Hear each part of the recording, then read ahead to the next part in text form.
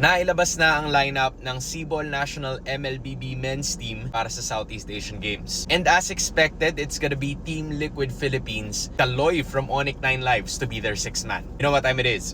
Hands in. This is such a solid opportunity. Una sa lahat, si Carl TZ babalik siya na muling irepresenta ang Pilipinas in a medal tournament such as the SEA Games. Ito rin ang unang beses na magko-compete sa Southeast Asian Games ang apat niyang mga kakampi. That's Sanford, Sanji, JP at si Oheb. Which I thought from before na si Oheb technically nag-Southeast Asian Games na siya pero apparently hindi daw pala. At ang pinaka nakakatawa dito is they gave Kaloy, the MDL Season 5 champion from Onyx 9 Lives, an opportunity para makasali sa ganung klase ng event. If we remember last year, it was RRQ Kaito, isang MDL team na nagkaroon ng tsansang may representa ang Pilipinas donning the Cbol colors sa IESF 2024. Medyo sayang nga lang yung year nila kasi kakaunti lang yung tournaments compared to now. Merong IESF, tapos meron pang SEA Games.